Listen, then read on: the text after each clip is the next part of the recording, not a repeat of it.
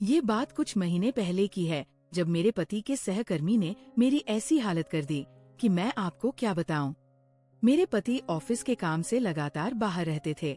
उनका एक सहकर्मी हमारे मोहल्ले में ही रहता था।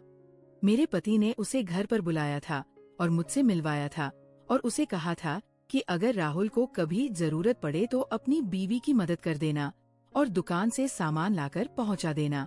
वो सहकर्मी बहुत मददगार था। जरूरत पड़ने पर हमारे घर का छोटा मोटा काम भी निपटा दिया करता था। दोस्तों, अगर आपको स्टोरी इतनी अच्छी लग रही है तो सबसे पहले वीडियो को लाइक करें और चैनल को सब्सक्राइब जरूर कर लें। एक बार लाइक और सब्सक्राइब कर लीजिए। फिर आगे बढ़ते हैं स्टोरी में। एक शाम जब मेरे पति शहर से बाहर थे, उसका सहकर्मी, जो हमेशा मुझे ऐसे निहारता था जैसे उसने कभी मेरी तरह हसीन औरत नहीं देखी हो। मेरा नाम रिया है। मेरी उम्र 26 साल है। मैं आपको अपनी पर बीती कहानी सुनाने जा रही हूँ। एक शाम की बात है, उसने मेरे घर की घंटी बजाई। मैं पहले से ही समझ चुकी थी, क्योंकि उसकी आंखें हमेशा मुझ पर टिकी रहती थी।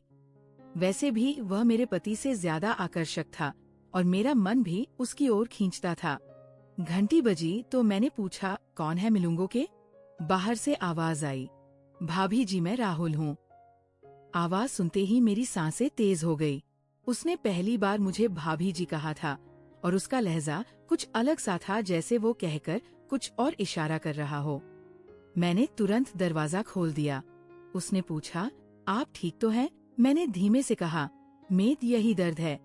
राहुल ने मुस्कुराते हुए जवाब दिया, अगर आप कहें तो मैं मालिश कर दूं, दर्द तुरंत आराम हो जाएगा। उसकी बात सुनकर मेरी सांस रुक सी गई।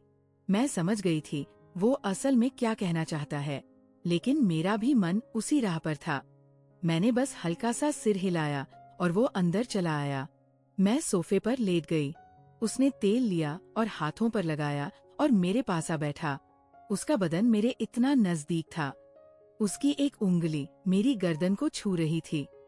जैसे ही उसने मेरी पीठ पर तेल लगाना शुरू किया, मेरी सांसें और तेज हो गई।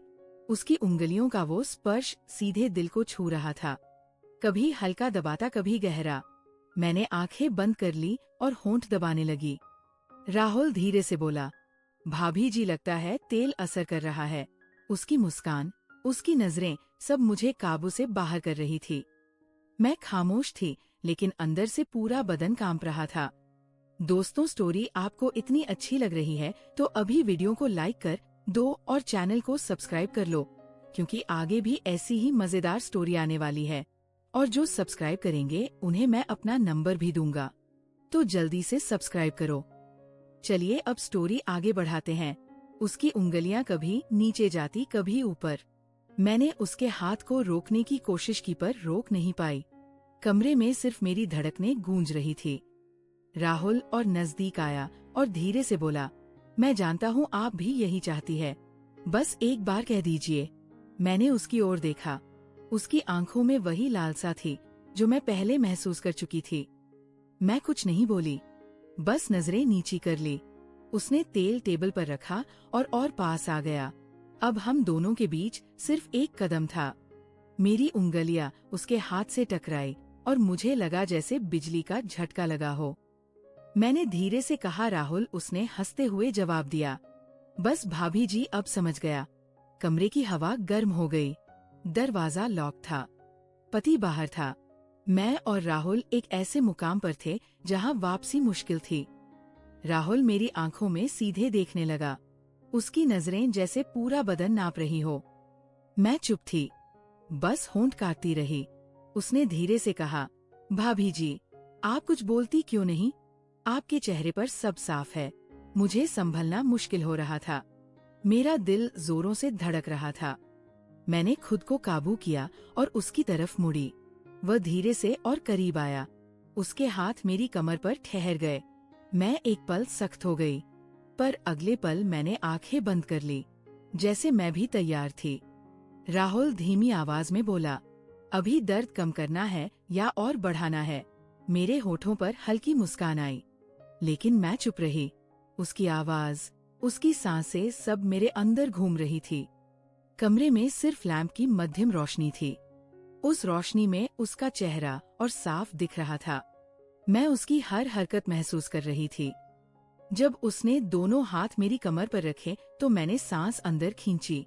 मैंने धीरे से कहा, राहुल, और उसने बिना रुके जवाब दिया, बस भाभी जी, मैं तो आपके लिए ही आया हूँ। मुझे लगा अरमया जैसे सब कुछ थम गया हो। उसका हाथ धीरे धीरे नीचे की ओर बढ़ रहा था और मेरा बदन अपने आप ढीला पड़ रहा था। मैंने उसका हाथ पकड़कर रोकने की कोशिश की पर अंदर से रोक नहीं सकी। उसने अपना चेहरा इतना पास लाया कि मैं उसकी सांसें महसूस कर रही थी। मेरी आंखों के सामने सिर्फ उसका चेहरा था। उसकी मुस्कान जैसे कह रही हो, अब तुम मेरी हो। मैंने सर हल्का सा झुकाया और उस पल मैं खुद को रोक नहीं पाई।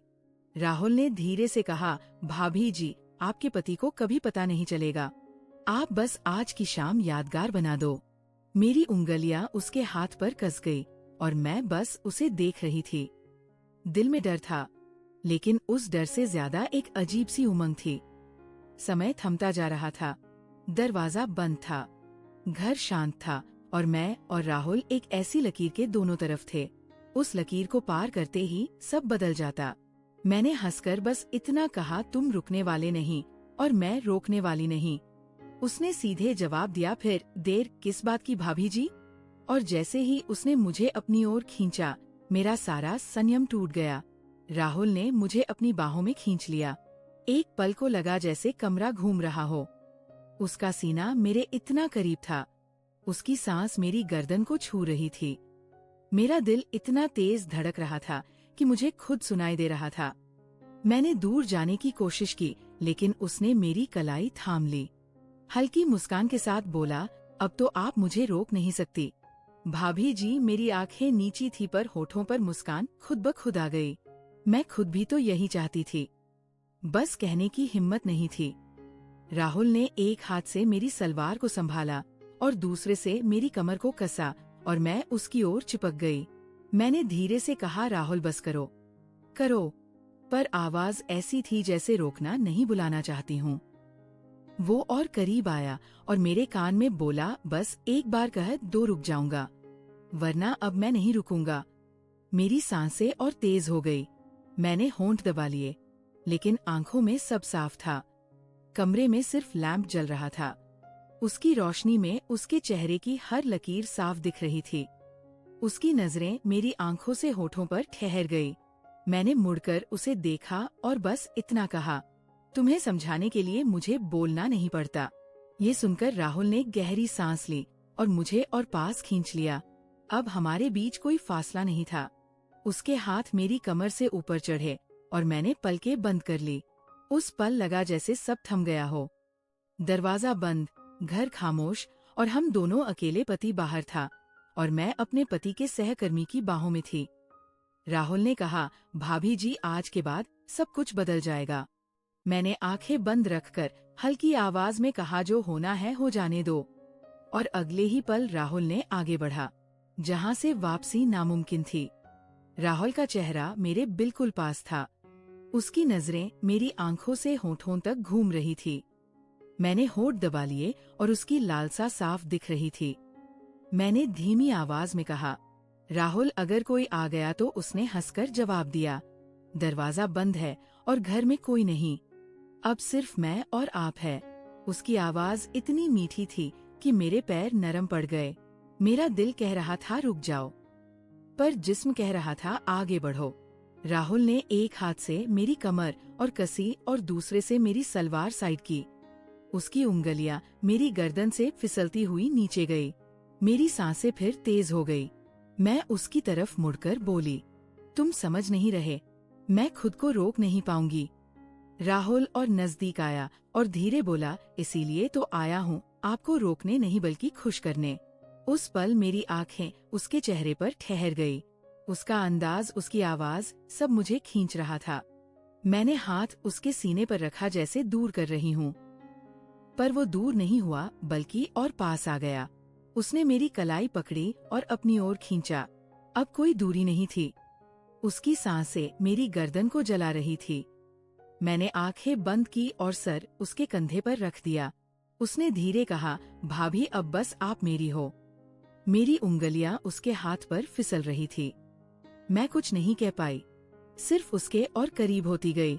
कमरे में सिर्फ मध्यम रोशनी थी और उसमें हमारी सांसें तेज थी। मैंने उसके कान में धीरे कहा, जो करना है जल्दी करो। राहुल ने बस इतना कहा। फिर अब कोई रुकावट नहीं और उस लम्हे से सब काबू से बाहर हो गया। उस शाम के उस पल में लगा जैसे समय थम गया हो। राहुल का हाथ मेरी कमर से फिसलकर पीठ तक गया। उसकी उंगलियों का वो हल्का स्पर्श भी मेरी सांसों को हिला रहा था। मैंने उसकी तरफ देखकर धीरे कहा, राहुल तुम्हें पता है ना? अगर किसी ने देख लिया तो उसने मेरी आंखों में देखकर कहा, भाभी जिसकी नजर आप पर उठेगी मैं उसकी आंख निकाल दूंगा।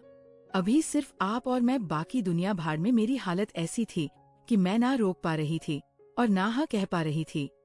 उसकी नजरें मेरी आंखों में थी। राहुल ने उंगली मेरे होठों पर रखी और बोला, अब कुछ मत बोलो, बस महसूस करो। मेरे दिल की धड़कन इतनी तेज थी जैसे फट जाएगी। मैं उसके इतने करीब थी कि उसकी सांसें मेरी सांसों को छू रही थी। मैंने होंठ काटे और उस लम्हे ने उसकी भूख और बढ़ा दी। उसने चेहरा मेरी गर्दन के पास ले जाकर कहा, अब आप मेरी हो चुकी हो। मैं अपनी जगह थम गई थी। उसकी बातें, उसका सब मुझे होश खोने पर मजबूर कर रहा था। मैंने आंखें बंद करके कहा, जो शुरू किया है अब पूरा कर दो। राहुल की मुस्कान और तेज हो गई। उसने मुझे और कस लिया और उस शाम कमरे की खामोशी सिर्फ हमारी सांसों की गर्मी से टूट रही थी। राहुल ने मुझे अपनी बाहों में ऐसे कसा जैसे मैं उसकी सांसों का हिस्सा बन गई हो। उसकी उंगलियां अब धीरे धीरे मेरी कमर से नीचे सरक रही थी और मैं बस सांस रोककर महसूस कर रही थी। मेरी हालत ऐसी थी कि मैं बेकाबू हो चुकी थी। मैंने धीरे से उसके कान में कहा, बस अब और इंतजार मत कराओ राहुल।